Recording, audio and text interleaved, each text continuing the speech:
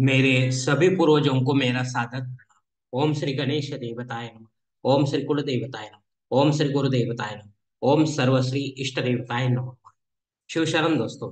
मैं हूँ कड़प्पा। आपके सामने फिर से हाजिर हूँ। मेरे धर्म कर्म चैनल में आपका स्वागत है दोस्तों। दोस्तों, दिन नक्षत्र तिथि योग और करण, इन पांच अंगों से बनता है पंचांग। और रोज संकल्प छोड़कर पूजा करने से, पंचांग बोलने या सुनने से नाना सीधे आपको प्राप्त होने की संभावना बढ़ती है। क्योंकि तिथि हमें वैभव देती है, वार हमारी आयु बढ़ाता है, नक्षत्र हमारे सभी पापों को नष्ट करता है, योग हमें जुदाई से बचाता है, और करण हमारी सारी मनोकामनाएं पूरी करता है। लेकिन इसके लिए हमें शास्त्र शुद्ध स्वधर्म का पालन करना चाहिए, अंतःकरण शुद्ध करना चाहिए। वास्तु दोष अगर है तो उसे हमें नष्ट करना चाहिए। हमारा भक्ति मार्ग शास्त्रविद कर्मों से भरा होना चाहिए।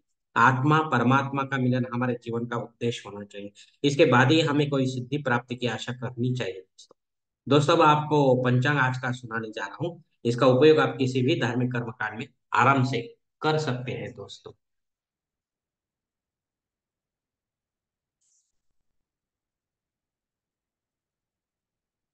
दोस्तों, आज तारीख 10 जनवरी 2024, शालिवान शक 1945, संवत्सर शोभन, आयन उत्तर, ऋतु हेमंत, चंद्रमास मार्गशीर्ष, पक्ष कृष्ण। तिथि दोस्तों आज की चतुर्दशी तिथि है। रात 8:11 के बाद अमावस्या तिथि शुरू होगी। वार बुधवार है दोस्तों।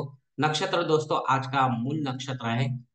रात 7:40 के बाद पूर्वाषाढ़ नक्षत्र शुरू होगा। योग दोस्तों ध्रुव योग है।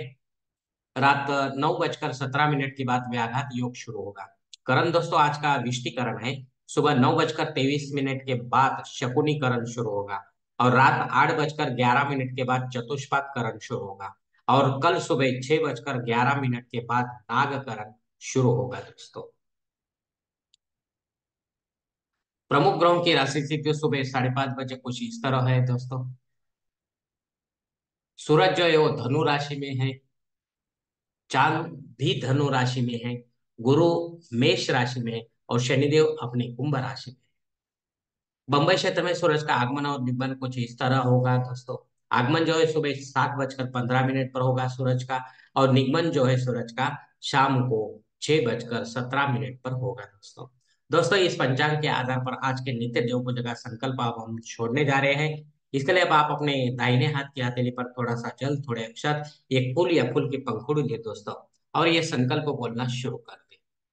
हर ओम शिव शिव शंभोरात्मे प्रवर्तमान सद्य ब्रह्म द्वितीय परार्धे श्वेत वराह कल्पे वैवस्वत मन्वंतरे कलियुगे प्रथम पादे जम्बूद्वीपे भरतवर्षे भरतखंडे मेरो दक्षिण दिग्भागे महाराष्ट्र देशे व्यावहारिक चांद्रवाणी शालिवान शक 1945 प्रभादि षष्ठी संवत्सरों में शोभन नाम संवत्सरी उत्तरायणी हेमंत ऋतु मार्गशीर्ष मास कृष्ण पक्षे बुधवार वासरे मूल नक्षत्रे ध्रुव योगे विष्टि करने चतुर्दशी शुभ तिथि वीर गोत्र में उत्पन्न मैं कड़प्पा ममोपात दुरित क्षय द्वारा श्री पार्वती पति परमेश्वर प्रीत्यर्थ विधि विधान से पंचोपचार नित्य देव पूजा करिष्ये एवं इष्टलिंग पूजा करिष्ये। दोस्तों, यह संकल्प यहीं पर खत्म हो चुका है। इस संकल्प की काल मर्यादा जो है सुबह 9:23 तक है दोस्तों। दोस्तों, अब आपके दाहिने हाथ के हथेली पर जो संकल्प का पानी है, वो सामने वाली थाली में छोड़ दो दोस्तों। दोस्तों, इस समय के बाद मतलब सुबह 9:23 के बाद भी आप अगर आपको कोई पूजा पाठ करना है तो संकल्प आपको छोड़ना होगा।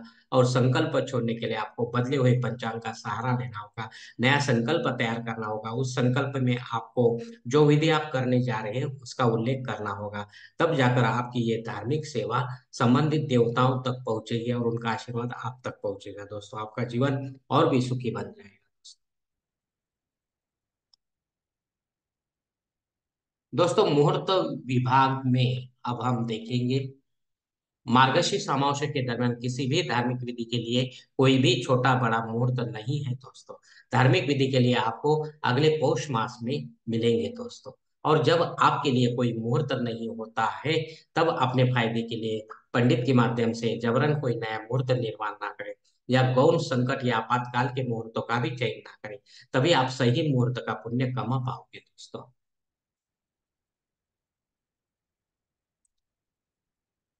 दोस्तों, पंचांग में दी गई कुछ अन्य महत्वपूर्ण जानकारी जो है वो हम देखेंगे अभी। पंचांग शुद्धि दोस्तों वर्ज्य दिन है, दिन अच्छा नहीं है। दिन विशेष दोस्तों 9:23 तक भद्रा योग है दोस्तों। और रात 7:40 तक यमघंट योग है दोस्तों। ये यमघंट योग जो न्यू बॉर्न बेबी होते हैं दोस्तों उनके लिए है, क्योंकि ये आगे चलकर कोई पंचांग में इसी दिन का जो जुना पंचांग रहता है उसमें नहीं दिया जाता है। ये यही चालू पंचांग में दिया जाता है। इसके लिए ये मुहूर्त जो है वो निकालना पड़ता है, यमगंड योग है या दग्ध योग है, ऐसा निकालना पड़ता है। और इसके लिए कोई ज्योतिषी या ब्राह्मण देवता इसको निकालने की कोशिश नहीं करते हैं। तो आपका ये अशुभ जो घटना होती है, घटना में पैदा हुआ जो बच्चा होता है उसकी शांति रह जाती है। तो इसलिए आपको मेरी विनती है कि आप इस बालक का जो शांति कर्म है वो 12वें दिन आपको पंडित के माध्यम से अपने घर पर करना है दोस्तों। आगे जाकर इसके लिए मैं आपको बोला कि मुहूर्त निकालना होता है, लेकिन ये योग है या नहीं है ये पता नहीं चलता है, क्योंकि पंचांग में दिया नहीं जाता चुना पंचांग। दोस्तों अग्नि धरती पर रात 8:11 के बाद हाजिर है, तब तक नहीं। तो आप जो रेगुलर जो यज्ञ या कर्मकांड है वो कर सकते हैं इस समय तक या इस समय के बाद भी। लेकिन नया अगर आपको कोई करना है छोटा बड़ा यज्ञ या कर्मकांड, तो इस समय के बाद आप कर सकते हैं। लेकिन आगे चलकर वो कहीं बंद ना हो जाए इसका भी ध्यान आपको देना है। राहु काल दोस्तों दोपहर 12 से लेकर 1:30 बजे तक है। इस काल में भी आपका कोई काम महत्वपूर्ण काम जो बनता नहीं है बिगड़ता है, तो कृपा करके उसे और कोई समय में पूरा करने की कोशिश करो, हो सकता है आपको उसमें यश प्राप्त हो दोस्तों। क्योंकि राहु का जो काल है वो आपके लिए ठीक नहीं है।